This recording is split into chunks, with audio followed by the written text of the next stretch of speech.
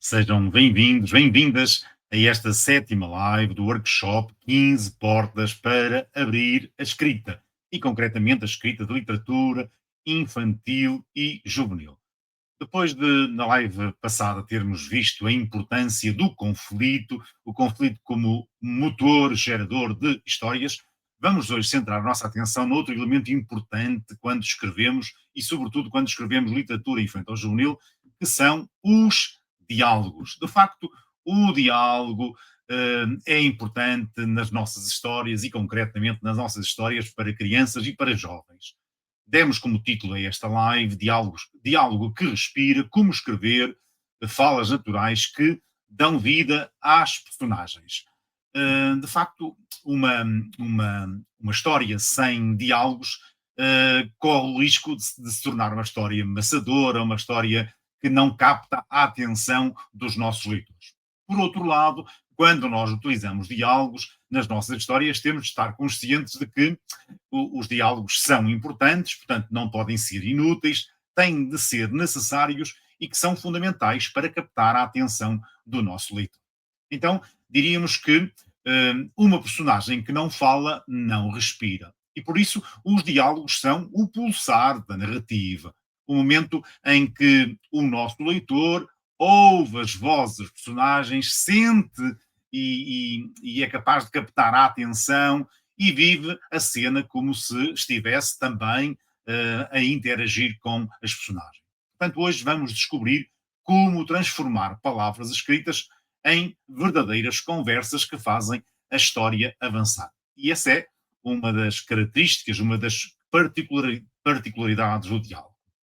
Naturalmente que precisamos de começar por perguntar porque é que é tão importante o diálogo nas histórias. Temos aqui quatro benefícios, diríamos assim, quatro pontos, mas podíamos acrescentar outros mais. Diríamos que o diálogo é importante nas histórias porque revela as personagens. O diálogo mostra quem é a personagem, mostra a sua personalidade, a sua origem, as suas emoções, muito melhor do que qualquer descrição. Ou seja, pelo modo como a nossa personagem fala, nós percebemos quem ela é. Pelo modo como a nossa personagem usa as palavras que usa nos seus diálogos, nós percebemos quem é a nossa personagem. E este é talvez um fator importante e decisivo. Neste sentido, utilizar os diálogos é também uma forma de caracterizar as nossas personagens. Uma segunda razão é porque os diálogos fazem avançar a história. Cada conversa deve ter um propósito. Cada diálogo, cada fala não deve ser inútil, não deve ser apenas para preencher espaço ou ocupar tempo. Deve revelar alguma informação, deve, porventura, contribuir para adensar, para criar, para aprofundar o conflito e também para mudar o acontecimento das histórias. Diríamos que, sob esse ponto de vista, uma das funções do diálogo é dar, orientar os olhos do nosso leitor e, nesse sentido, fazer avançar a história. Um terceiro ponto é que os diálogos criam ritmo e dão energia à nossa história. Diálogos bem escritos aceleram a leitura e criam uma dinâmica, transformando páginas lentas em momentos intensos. Quando os diálogos são curtos, são entrecortados e são frequentes entre as personagens, diríamos que a nossa história se torna mais viva, mais dinâmica, em certo sentido, mais apressada. Ao passo que se o diálogo, uma fala de uma personagem for muito extensa, corremos o risco de transformar o diálogo num monólogo. Uma última razão para justificar a importância dos diálogos é que os diálogos aproximam o leitor. Quando lemos um diálogo, não estamos apenas a ler, estamos a ouvir, estamos a testemunhar uma cena como se lá estivéssemos. Portanto, os diálogos, de certo modo, criam uma cumplicidade, uma proximidade entre as personagens que falam e o leitor. São, portanto, quatro razões importantes, podíamos acrescentar mais uma ou outra, que dizem a importância dos diálogos. Por outro lado, há também erros que são muito frequentes e são erros fatais, no sentido em que matam o diálogo e, sobretudo, matam as funções do diálogo, a importância do diálogo e são fundamentalmente estas quatro também. Primeiro é falar, pôr as nossas personagens a falar como robôs, isto é, com diálogos excessivamente formais ou artificiais, e isso é um erro porque afasta o nosso leitor. Ninguém diz, não possuo conhecimento já acerca desse assunto, numa conversa real. Diz, não sei, não sou capaz de dizer isso. Portanto, os diálogos têm de revelar também alguma proximidade da linguagem oral. Um segundo erro é explicar o óbvio, isto é, personagens que dizem coisas que o leitor já sabe ou que já foram ditas anteriormente e, portanto, isso é desnecessário. Um exemplo é, como sabes, somos irmãos há 30 anos. Utilizar uma frase deste tipo é, de facto, uma fala deste tipo é destruir a credibilidade do diálogo. Um terceiro erro é utilizar monólogos intermináveis, isto é, diálogos muito longos, sem ação, sem pausas ou sem reação. Isso tem a desvantagem de cansar o nosso leitor, muitas vezes fazer com que o nosso leitor perca o fio à meada. A conversa deve respirar com gestos, com silêncios, com movimentos e, sobretudo, com alteração e intervenção de múltiplas personagens. Um último erro é utilizar o verbo locutório disse, disse, disse. Repetir sempre o mesmo verbo de elocução torna o texto monótono. É verdade que, por exemplo, o Stephen King, num dos seus livros, diz que é preferível este verbo a qualquer outro. De qualquer modo, nos contos infantis juvenis, se nós pudermos utilizar, variar outro verbo locutório que não sempre o disse, eu penso que isso traz alguma beleza ao texto e, sobretudo, torna que o texto não seja muito cansativo. Há um quinto erro que muito se vê por aí, é o de utilizar o verbo locutório quando o diálogo é apenas entre duas personagens. Imaginem, se o diálogo é entre o pai e o filho, não precisamos estar sempre a perguntar: pai, há estrelas no espaço? Perguntou o filho. Não, filho, não há estrelas no espaço, disse o pai. Estas últimas frases locutórias não são necessárias. Porquê? Porque, primeiro, o diálogo é apenas entre duas pessoas. E segundo, porque a própria pergunta introduz a personagem a quem se está a dirigir a pergunta. Permita-me acrescentar este quinto erro, porque é muito recorrente e se vê sobretudo em muitos livros de literatura infanto-juvenil. Um, Podíamos ver agora como é que nós podemos tornar os nossos diálogos verdadeiramente naturais, porque efetivamente esse é o grande desafio quando nós escrevemos uma história, é tornar os nossos diálogos naturais e não artificiais. Temos aqui 5 estratégias que penso que são importantes e fundamentais. Primeiro é ouvir pessoas reais, isto é, presta atenção a conversas autênticas no café, no autocarro, na rua e, sobretudo, nota, observa as expressões que as pessoas dizem, utilizam nos seus diálogos, as pausas, as frases incompletas, os sorrisos, as nuances. O estar atento aos diálogos que as pessoas fazem, travam, às conversas que têm no dia a dia, pode ser muito útil para depois nós transitarmos do diálogo real entre as pessoas para o diálogo entre as nossas personagens. Um segundo ponto importante é alternar falas com ações, isto é, intercalar o diálogo com gestos, com movimentos, com reações físicas. Não, por exemplo, não, ela desviou o olhar. Não quero falar sobre isso. Estão a ver? Há aqui entre o não, ela desviou o olhar, há aqui um gesto, uma ação que de certo modo se mistura no meio da fala, que é muito importante para tornar dinâmico a nossa história e, sobretudo, não tornar os nossos diálogos nem demasiado mecânicos, nem demasiado maçadores. Um terceiro ponto seria abraçar a imperfeição. Usar pausas, interrupções, hesitações, frases cortadas. Porquê? Porque as pessoas raramente falam frases perfeitas e complexas, sobretudo quando não estão a ler. Quando as pessoas estão a falar, quando estão a conversar, é natural que surjam ou é natural que surjam pausas, portanto tens de usar reticências, tens de usar frases incompletas, tens de certo modo, revelar com os teus diálogos as próprias imperfeições da tua personagem.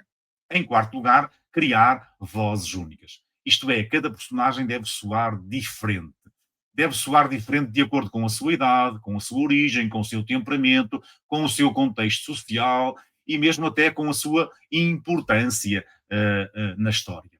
Isto quer dizer que quando nós queremos, por exemplo, criar uma história com um protagonista central, um protagonista acentuado, nós devíamos, tanto quanto possível, dar-lhe uma voz única. Seja através de maneirismos de linguagem, por exemplo, seja através de gestos ou expressões que acompanham os diálogos de uma forma regular e continuada, é também um maneirismo físico, portanto, criar uma voz única para as nossas personagens. Uma quinta, uma quinta estratégia para nós tornarmos os nossos diálogos naturais é dizer apenas o essencial. Isto é, corta nos diálogos tudo aquilo que não seja útil, tudo aquilo que não seja absolutamente necessário. Os diálogos fortes são económicos, isto é, cada palavra deve ter um peso e um propósito. Não coloques, por exemplo, na história, bom dia, disse este, bom dia, disse aquele. O bom dia pode ser importante numa história, mas se não for importante, absolutamente importante, não uses aquilo que não é essencial nos teus diálogos. Os diálogos estão lá como parte integrante da história, não apenas para a embelezar, não são apenas um ornamento, são um elemento estruturante das nossas histórias e das nossas histórias para crianças e para jovens e também, naturalmente, para os adultos. Um exercício prático que tu podes fazer é hum, de ter uma frase e duas vozes, isto é, uma situação simples. Deixa-me pôr isto um bocadinho maior para percebermos melhor, desculpem. Uma situação simples. Alguém pede uma caneta emprestada. Escreve o mesmo pedido duas vezes, mas com personagens completamente diferentes. Uma criança tímida de 8 anos que pede a um adulto, ou à mãe, ao pai, ou ao professor, ou um adulto que lhe empreste uma caneta, ou então um chefe arrogante e impaciente que pede a um seu subordinado, a um seu colaborador, a um seu funcionário que pede uma caneta. Estão a ver que, conforme a personagem que está a falar, conforme seja uma criança ou seja um chefe, e aqui uma criança diz-se que é tímida e o chefe diz que é arrogante e impaciente, nós temos, porventura, de usar diálogos diferentes. Então, é uma mesma frase, emprestas-me a tua caneta, mas são duas vozes completamente diferentes. É esta ideia que transmitimos no slide anterior, quando dizíamos que uma das formas de criar verdadeiramente diálogos verdadeiros e reais é criar vozes únicas. É exatamente neste sentido que fica aqui este exercício prático que te recomendo. Se quiseres utilizar uma outra expressão, por exemplo, uma expressão, uma fala um pouquinho mais complicada, podes fazer o mesmo exercício. Se quiseres duas vozes, podes acrescentar três, podes acrescentar, sei lá, uma outra criança que mais crescida, com 15 anos, como é que um adolescente com 15 anos, por exemplo, pede a um outro colega que lhe empreste uma caneta. Aqui trata-se de exercitar os diálogos para perceberes a sua importância e para trabalhar a sua utilização. Quase a finalizar, temos aqui 6 dicas muito rápidas, mas que são dicas que podem tornar poderosos os nossos diálogos. A primeira delas é ler em voz alta. Depois de escrevermos, ler aquilo que escrevemos. Eu sei que às vezes isto pode parecer um bocadinho estranho, porque não estamos habituados a ouvir-nos ou porque não estamos habituados a ler aquilo que escrevemos, mas a voz é o teste mais honesto para verificar se o diálogo funciona.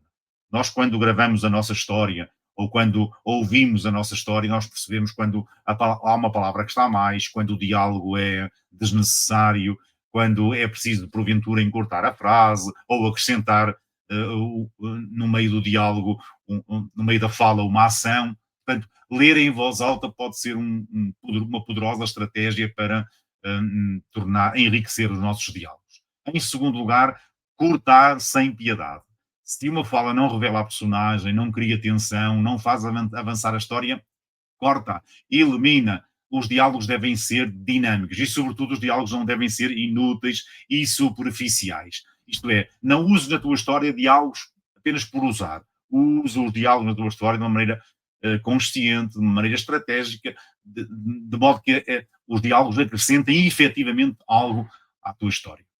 Em terceiro lugar, cria ritmo visual, isto é, alterna entre falas curtas e longas, rápidas e pousadas, e, sobretudo, nas falas, intercala-as também com gestos, com ações das próprias personagens. No fundo, quando alguém diz alguma coisa, eh, mostra como é que a pessoa diz. Se diz de uma forma irónica, se diz de uma forma muito séria. Claro que às vezes as palavras que nós utilizamos nos diálogos para emprestamos o diálogo às personagens já deve dizer como é que a personagem deve estar. Mas às vezes o acrescentar um gesto, uma palavra, pode enriquecer muito do nosso diálogo. Depois, uma quarta estratégia é variar com moderação. Isto é, usa verbos de elocução diferentes. Murmurou, gritou, suspirou, explicou, mas sem exagero. Disse é invisível. Isso é bom. Isto é, podemos utilizar o disse também, não há mal nenhum nisso, mas imaginem que se temos de utilizar muitas vezes, numa página aparece 20 vezes a palavra disse, isso torna-se monótono, torna-se cansativo. E, portanto, utilizar verbos de elocução que possam ser sinónimos de disse pode muitas vezes ajudar, sobretudo a tornar a nossa história mais variada, mais dinâmica e não tão maçadora. Uma outra estratégia é usar o silêncio. Às vezes, o que não é dito é mais poderoso do que qualquer palavra. Portanto, deixa espaço para que o teu leitor possa subentender, possa chegar. É como para bom entendedor, meia palavra basta. Então, para bom leitor, muitas vezes meia palavra basta. Isto é, às vezes nos seus diálogos podes usar as reticências, podes deixar uma fala que insinua alguma coisa, uma fala que seja provocativa da fala ou do silêncio de outra personagem. E depois, finalmente, outra dica poderosa é mostra, não explica. Já tivemos aqui uma live sobre este tema, mas muitas vezes mostrar num diálogo mostra a raiva, por exemplo, do leitor na palavra que tu escolhes, ou mostra a tristeza num modo, na escolha das palavras, ou então num modo como apresentas as palavras, ok? Se apresentas as palavras entrecortadas com muitas reticências, por exemplo, se pões as palavras divididas em sílabas, por exemplo. Há aqui algumas estratégias que tu podes utilizar nos diálogos para mostrar.